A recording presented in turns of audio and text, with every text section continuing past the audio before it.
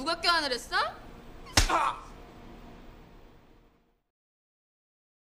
Hai teman-teman, balik lagi di Kita Terang Movie. Dalam video kali ini kembali lagi saya akan merangkum sebuah film dari Korea Selatan yang berjudul Message Girl. Film yang dirilis pada tahun 2001 ini menceritakan tentang kisah percintaan seorang pria lugu dan polos yang tak sengaja bertemu dengan seorang gadis yang merupakan tipenya. Tapi tak disangka ternyata gadis yang ditemuinya itu mempunyai sifat yang barbar dan suka sekali ngegampar orang. Nah, bagaimanakah keseruan dari film ini? Sebelum kita mulai pada pembahasannya, jika kalian suka dengan channel ini, silahkan langsung saja subscribe dan aktifkan lonceng notifikasinya, agar kalian tak ketinggalan video menarik lainnya dari channel ini. Film dimulai dengan memperlihatkan seorang pria yang sedang menunggu seseorang di sebuah pohon, di mana ia telah berjanji akan membuka kapsul waktu yang telah mereka tanam 2 tahun yang lalu di tempat itu. Tapi, orang yang ditunggu tak kunjung datang. Perkenalkan, pria ini adalah Gyun-woo. Ia adalah seorang pria lugu yang baik hati. Karena dulu orang tuanya menginginkan anak perempuan, maka Gyun-woo dibesarkan seperti layaknya anak perempuan. Ia bahkan sering diajak ke pemandian wanita. Ia juga mengira jika dirinya adalah seorang perempuan hingga dirinya berusia 7 tahun. Scene kemudian memperlihatkan Gyun-woo yang sedang minum bersama teman-temannya. Saat sedang asik minum, tak sengaja ia melihat seorang wanita melintas di depan bar, yang mana menurutnya wanita itu adalah tipenya. Saat ingin menghampiri si wanita tadi, tiba-tiba telepon berdering. Ternyata itu adalah telepon dari ibunya, yang mengatakan jika Gyun-woo harus menemui bibinya, karena sudah setahun ia tak pernah menemui bibinya itu. Apalagi sang bibi saat ini masih bersedih semenjak anaknya telah tiada. Ditambah lagi sang bibi yang katanya ingin memperkenalkan Gyun-woo dengan seorang wanita. Saat akan pulang menggunakan kereta, Gyun-woo melihat seorang gadis yang mabuk sempoyongan menunggu kereta. Dan hampir saja si gadis ini terjatuh. Beruntung, Gyun-woo dengan sigap menyelamatkan si gadis itu. Di dalam kereta, Gyun-woo terus saja memperhatikan si gadis itu. Menurutnya, gadis itu sebenarnya adalah tipenya. Tapi karena si gadis itu sedang mabuk, ia tak begitu menyukainya. Karena menurutnya, gadis mabuk itu sangat menjijikan. Oh ya, karena dari awal film sampai akhir tidak ada disebutkan nama dari si gadis ini, jadi saya akan panggil dengan nama Ji-Yoon saja. Oke, lanjut. Melihat kakek tua yang tak dapat tempat duduk, Ji-Yoon kemudian menyuruh pemuda yang duduk di sana untuk berdiri. Karena tak mau menurut, Ji-Yoon tak segan-segan untuk menggampar si pemuda itu. Tak lama, karena guncangan di kereta dan mabuknya yang parah, Ji-Yoon tak tahan dan akhirnya muntah di atas kepala si kakek tadi. Dan sebelum tepar, Ji-Yoon sempat memanggil Gyun-woo dengan sebutan sayang. Sehingga semua orang di kereta itu mengira jika Gyun-woo adalah kekasih dari si gadis ini. Mau tak mau, Gyun-woo akhirnya harus membersihkan muntahan itu. Karena tak tega meninggalkan Ji-Yoon yang sedang mabuk berat, Gyun-woo kemudian membawanya ke sebuah motel. Sampai di dalam kamar, Gyun-woo langsung membaringkan Ji-Yoon di atas ranjang. Ia pun segera membersihkan diri dari sisa muntahan Ji-Yoon tadi. Tak lama, Gyun-woo mendengar suara HP milik Ji-Yoon berdering. Ia pun mengangkatnya dan memberitahu lokasi tempat mereka berada. Yang tanpa diduga, polisi datang dan menggerebek tempat itu. Walhasil, ia pun ditangkap dan diinterogasi oleh pihak kepolisian.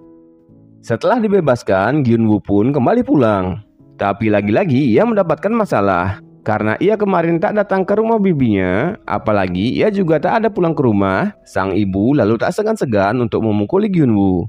Tapi dengan keterampilannya, ia berhasil berkelit dan kembali ke kamarnya.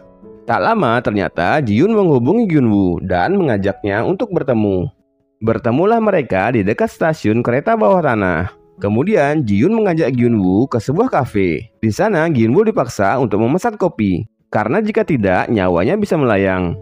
Setelah itu mereka berbincang mengenai kejadian kemarin. Gyun-woo pun menjelaskan apa yang sebenarnya terjadi kemarin. Selesai menjelaskan semuanya, Gyun-woo tampak sangat terpesona dengan kecantikan dari Ji-Yoon.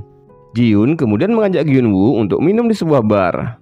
Sesampainya di sana, Ji-Yoon mendengar jika ada seseorang yang akan membeo seorang gadis di sana. Tanpa pikir panjang, dengan barbarnya, Ji-Yoon datang ke meja mereka dan memarahi semua orang yang ada di sana. Sehingga membuat orang-orang itu pergi dari sana. Setelah itu, Ji-Yoon kembali duduk dan minum. Sambil menangis, Ji-Yoon menceritakan jika ia baru saja putus dengan pacarnya. Tak tega melihat wanita yang menangis, Gyun-woo kemudian memberikan sapu tangannya. Dan hampir saja sapu tangannya diambil oleh Ji-Yoon. Hingga tak lama kemudian, lagi-lagi karena mabuk, Ji-Yoon sampai pingsan di tempat itu. Dan kembali Gyun-woo mengajak Ji-Yoon ke motel yang kemarin. Sampai di kamar, Gyun-woo langsung pergi untuk membeli obat anti mabuk. Tapi saat kembali, ia malah salah masuk kamar.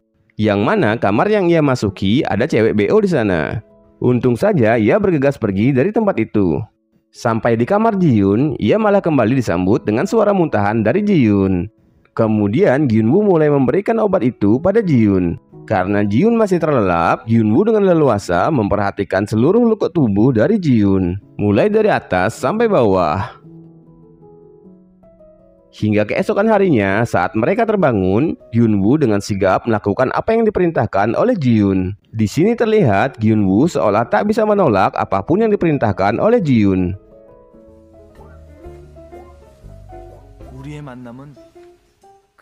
Scene kemudian pindah saat Gyun-woo sedang kuliah.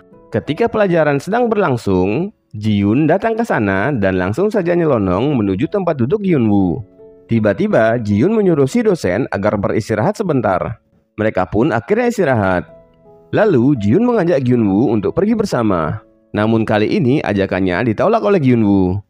Ji-Yoon pun pergi dari ruangan itu. Setelah istirahat yang singkat itu selesai, si dosen menyuruh agar Gyun-woo pergi menemani Ji-Yoon yang sudah menunggunya di luar. Dengan sedikit heran, Gyun-woo pun pergi meninggalkan kelas itu. Setelah bertemu dengan Ji-Yoon, Gyun-woo bertanya apa yang telah ia katakan pada si dosen hingga memperbolehkannya untuk pergi. Dengan entengnya, Ji-Yoon menjawab jika Ji-Yoon akan melakukan aborsi dan Gyun-woo adalah ayah dari bayinya. Mendengar hal itu, tentu saja Gyun-woo ingin menjelaskan hal yang sebenarnya pada si dosen. Tapi sudah pasti Ji-Yoon tak mengizinkan hal itu. Mereka pun mengisi waktu dengan pergi ke taman bermain. Setelah itu, ternyata Ji-Yoon mempunyai cita-cita untuk menjadi seorang penulis. Ia juga memperlihatkan karyanya pada Gyun-woo. Di dalam cerita itu digambarkan seorang gadis yang akan menyelamatkan kekasihnya yang sedang ditahan oleh penjahat. Tapi menurut Gyun-woo, cerita itu masih kurang karena tidak ada adegan ciumannya. Dan Ji-Yoon mengatakan jika itu adalah cerita action. Kemudian Ji-Yoon mengganti ceritanya dengan memperlihatkan sepasang kekasih yang saling mencinta. Namun karena sakit dan keluarganya tak bisa membiayai pengobatannya, si cewek akhirnya tiada. Namun uniknya, dalam cerita itu, si cowok juga malah dikubur hidup-hidup bersama peti si cewek. Karena saat ini mereka berada di samping danau, Ji-Yoon ingin mengetahui seberapa dalam danau itu. Dan ia pun menyuruh Gyun-woo untuk mengeceknya. Gyun-woo yang tak mau menurut langsung saja didorong oleh Ji-Yoon. Ternyata Gyun-woo tidak bisa berenang. Namun beruntung Ji-Yoon datang dan menolong Gyun-woo.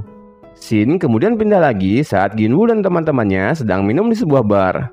Kembali ia melihat seorang wanita yang merupakan tipenya lewat di depan bar itu. Tentu saja tak ingin melewatkan kesempatan itu, Gyun-woo mengejar wanita itu. Tapi setelah berbalik ternyata wanita itu tak lain adalah Ji-Yoon.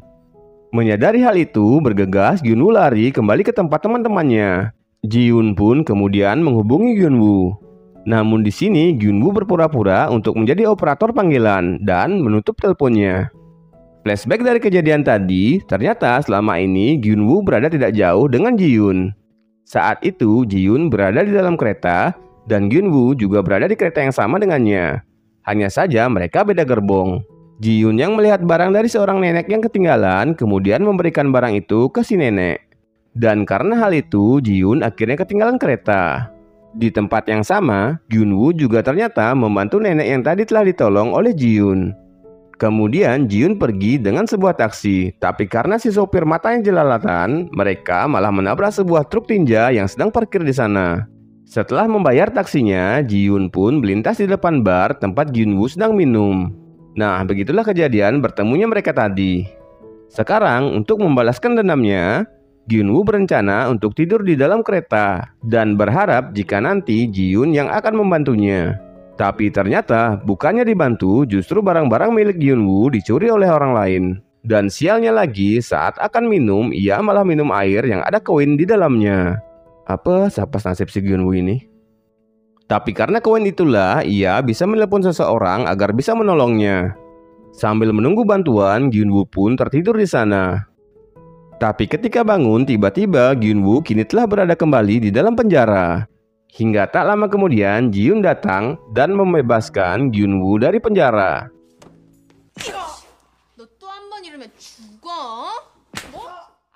Balik ke rumah, lagi-lagi Gyun-woo harus melewati rintangan dari ibunya. Saat di rumah, sang ayah yang curiga dengan aktivitas anaknya, dengan tiba-tiba mengecek apa yang sedang dilakukan oleh Gyun-woo di kamarnya. Tapi dengan skill dewanya, Gyun-woo berhasil mengelabui ayahnya. Karena nyatanya, Gyun-woo memang sedang melihat gambar-gambar yang sama-sama kita sukai. Dan saat sedang asik-asiknya melihat foto itu, ia mendapatkan email dari Ji-yoon yang mengatakan jika 2 hari lagi adalah hari ulang tahunnya, dan ia meminta hadiah dari Gyun-woo. Gyun-woo kemudian memiliki rencana untuk menyewa sebuah taman bermain dengan membayar temannya yang bekerja di sana dan memberikan kejutan yang tak akan pernah dilupakan oleh Ji-yoon. Hari ulang tahunnya pun akhirnya tiba. Ternyata di sana ada seorang prajurit burunan yang sedang sembunyi. Dan tak lama kaki Gyun-woo terlihat menginjak kepala dari si prajurit. Dan tentu saja hal itu membuat Gyun-woo jadi kaget. Ji-yoon yang masih ada di luar memanggil-manggil Gyun-woo namun tak ada jawaban. Ia pun juga masuk ke sana, dan lagi-lagi ia juga menginjak kepala si prajurit itu. Melihat prajurit yang membawa senjata, mereka pun jadi takut dibuatnya. Mereka berdua akhirnya menjadi tawanan si prajurit. Dan di sini diketahui jika sebenarnya si prajurit ini adalah orang yang baik. Namun karena pacarnya direbut oleh atasannya, maka ia pun jadi seperti ini. Si prajurit kemudian memperbolehkan Ji-yoon untuk pergi, sedangkan Gyun-woo tetap menjadi tawanannya.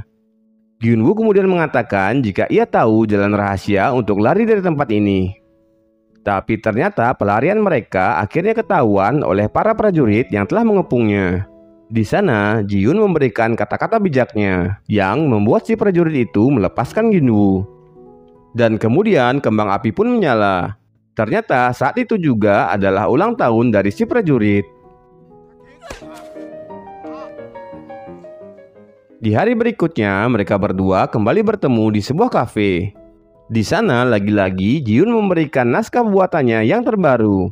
Ternyata cerita naskah itu masih bertemakan action, yang di dalamnya diceritakan seorang pahlawan wanita yang dengan mudahnya dapat mengalahkan musuhnya dengan satu jurus saja.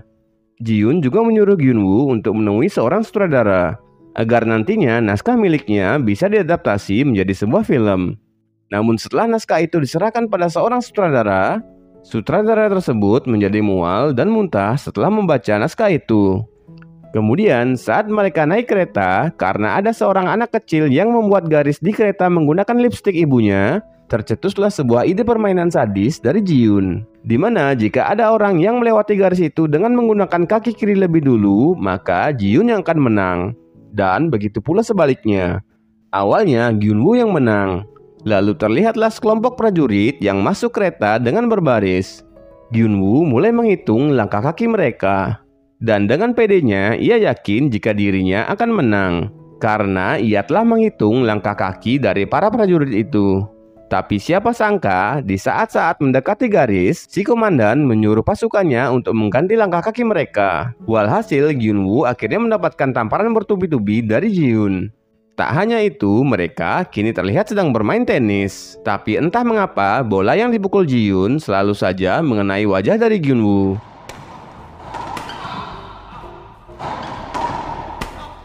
Sampai-sampai ia tak sanggup lagi untuk melanjutkan permainan. Kini mereka terlihat sedang bermain kendo. Namun lagi-lagi Gyun-woo tak bisa berkutik sama sekali oleh Ji-yoon. Keesokan harinya, Gyun-woo telah ditunggu oleh Ji-yoon.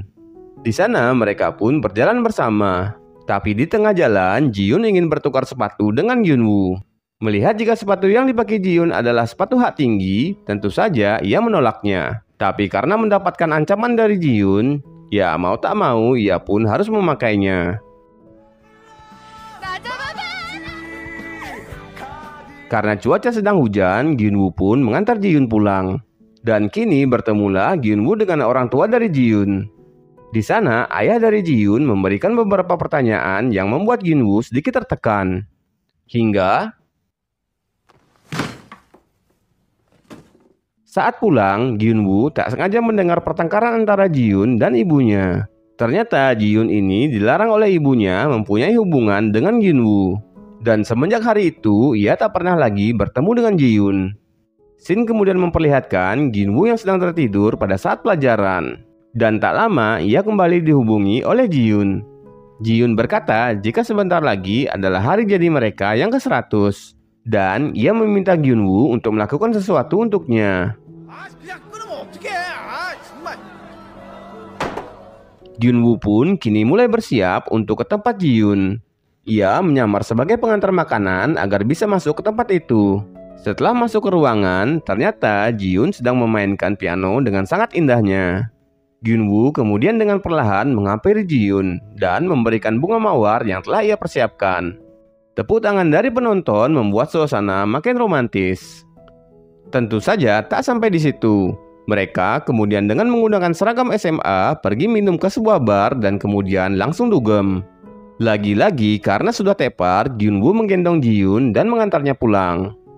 Tapi di tengah perjalanan, ada seseorang yang memasukkan benda pengaman ke dalam saku Ginwoo. Hingga sampailah Ginwoo di rumah Ji-yoon. Kembali, Ginwoo diberikan beberapa pertanyaan oleh ayahnya Ji-yoon. Namun kali ini, ayahnya Ji-yoon juga ingin memeriksa bawaan dari Ginwoo. Tentu saja, ia tak sadar jika ternyata di dalam sakunya ada alat pengaman yang tadi diberikan oleh seseorang saat di jalan. Melihat hal itu, ayahnya Ji-yoon langsung saja semenjak saat itu, ia tak lagi dihubungi oleh Ji-yoon. Dan Ginwoo pun merasa jika kini dirinya telah bebas. Karena sudah bebas dari Ji-yoon, Ginwoo kemudian berkencan dengan seorang wanita. Tapi tiba-tiba kembali Ji-yoon menghubungi Ginwoo dan menyuruhnya agar datang ke tempatnya. Tapi hal itu ditolak oleh Ginwoo karena saat ini ia sedang kencan dengan seorang wanita. Hingga si wanita permisi untuk ke toilet dan Ginwoo pun juga ingin pergi ke toilet. Dan alangkah terkejutnya Ginwoo melihat si wanita tadi satu toilet dengannya dan kencing dalam posisi berdiri. Kaget dengan hal itu, ia pun lantas pergi menemui Ji-yoon. Yang ternyata saat ini Ji-yoon sedang bersama pria lain. Ji-yoon yang ingin pergi ke toilet kemudian disusul oleh Ginwoo yang mengajaknya berbicara empat mata. Di sana Ginwoo memberikan beberapa nasihat untuk Ji-yoon. Jika ia telah menemukan pria yang baru, sebaiknya ia melupakan orang yang sebelumnya. Ia juga meminta pada Ji-yoon untuk menjadi wanita yang lebih feminim. Setelah memberitahu hal itu, Ginwoo pun pergi meninggalkan Ji-yoon sendirian. Yang tampaknya ia tersentuh dengan kata-kata Ginwoo tadi. Sekembalinya ke tempat pria itu, si pria memberitahu semua yang telah Ginwoo beritahu mengenai hal-hal apa yang harus ia lakukan dan apa yang disuka dan tidak disuka oleh Ji-yoon. Mendengar hal itu, Ji-yoon langsung berlari mengejar Ginwoo. Karena tak kunjung ketemu, Ji-yoon kemudian pergi ke bagian informasi dan menggunakan mic di sana untuk memanggil Ginwoo. Yang pada akhirnya mereka pun kembali bertemu dan saling berpelukan. Namun setelah itu, lagi-lagi Ginwoo mendapatkan gambaran dari Ji-yoon. Ginwoo lalu mengantarkan Ji-yoon pulang ke rumahnya. Sebelum masuk ke dalam, Ginwoo ingin mencoba peruntungan untuk mencium Ji-yoon. Tapi karena tak sengaja menekan bel, ya pada akhirnya Ginwoo tak bisa mencium Ji-yoon. Ji-yoon juga menyuruh Ginwoo untuk menulis surat yang menyatakan perasaannya pada Ji-yoon. Keesokan harinya, mereka bertemu di sebuah perbukitan. Di sana, Ji-yoon menyuruh Ginwoo untuk pergi ke bukit sebelah untuk mengetes apakah suaranya terdengar sampai sana. Setelah sampai di sana, Ji-yoon pun mulai berteriak sambil mengeluarkan ungkapan isi hatinya, yang mana ia berkali-kali meminta maaf pada Ginwoo. Karena sampai saat ini, ia juga masih belum bisa untuk melupakan mantannya.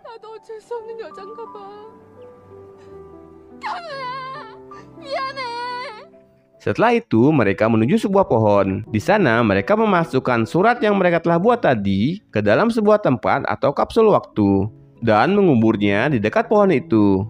Mereka juga berjanji akan membuka kapsul waktu itu setelah 2 tahun. Mereka pun akan berpisah. Ginwoo diminta untuk duluan naik ke dalam kereta. Sedangkan ia akan menaiki kereta berikutnya. Namun tak diduga, Ji-yoon malah naik ke dalam kereta itu karena tak ingin berpisah. Sedangkan Ginwoo dengan niatan yang sama malah lompat keluar dari kereta itu. Yang mana hal itu membuat mereka kini benar-benar terpisah. Sembari menunggu 2 tahun, Ginwoo mulai menyibukkan dirinya dengan mengejar masa depannya. Ia juga menulis kisah hidupnya di internet. Tak hanya itu, ia juga kini giat berlatih kendo, berenang, dan berlatih tenis. Ternyata kisahnya yang ia tulis di internet menarik perhatian dari si sutradara yang dulu. Si sutradara pun berniat untuk mengangkat kisah itu menjadi sebuah film. Hingga tibalah hari di mana mereka seharusnya membuka kapsul waktu itu. Namun ternyata Ji-yoon yang ditunggu tak kunjung datang. Dan pada akhirnya Gyun-woo memutuskan untuk membuka kapsul waktu itu. Tapi ketika dibuka, ia pun mulai membaca surat yang ditulis oleh Ji-yoon. Yang ternyata Ji-yoon memiliki kekasih yang sudah tiada, di mana Ji-yoon berusaha mencari sosok dari mantannya itu di dalam diri Gyun-woo. Namun semakin ia dekat dengan Gyun-woo, ia merasa jika mantannya itu seperti seolah memperkenalkan dirinya dengan Gyun-woo. Setelah hari itu, Gyun-woo jadi sering datang ke tempat itu. Hingga terlihatlah Ji-yoon yang datang ke tempat itu. Namun ia melihat ada seorang pria yang cukup berumur di sana. Apakah itu Gyun-woo yang sudah menua? Dan ternyata itu bukanlah Gyun-woo. Ji-yoon kemudian bercerita pada si kakek itu tentang dirinya yang tak sanggup datang menemui Gyun-woo pada waktu itu. Kemudian si kakek juga bercerita jika ternyata si kakek ini telah membaca surat mereka berdua dan mengatakan jika pohon ini bukanlah pohon yang dulu tempat mereka menanam kapsul waktu itu. Karena sebenarnya pohon itu sudah terbelah dua karena tersambar petir. Dan Gyun-woo lah yang menanam pohon yang mirip dengan pohon sebelumnya, agar suatu saat jika Ji-yoon datang, ia tidak akan kebingungan. Setelah membaca surat mereka, Ji-yoon mencoba untuk menghubungi Gyun-woo, namun ternyata nomornya sudah tidak aktif. Dan ketika Ji-yoon pergi menaiki kereta, ternyata Gyun-woo ada di luar kereta itu. Ji-yoon terlihat sedang menemui seseorang, yang ternyata itu adalah ibu dari mantan kekasihnya dulu. Ibu mantannya ini pun akan memperkenalkan Ji-yoon pada seseorang. Dan tak lama datanglah seorang pria yang akan diperkenalkan pada Ji-yoon. Yang ternyata orang itu tak lain adalah Gyun-woo. Dan ibu dari mantan kekasihnya Ji-yoon ini tak lain adalah bibinya Gyun-woo. Yang di awal diceritakan jika anaknya telah tiada. Di sana mereka berdua tampak kaget sekaligus senang. Dan film diakhiri dengan memperlihatkan mereka yang saling berpegangan tangan satu sama lain. Dan film pun tamat. Terima kasih bagi teman-teman yang telah menyaksikan video ini sampai akhir. Dan jika kalian suka dengan channel ini, silahkan langsung saja subscribe dan aktifkan lonceng notifikasinya agar kalian tak ketinggalan video menarik lainnya dari channel ini. Sampai jumpa pada video selanjutnya.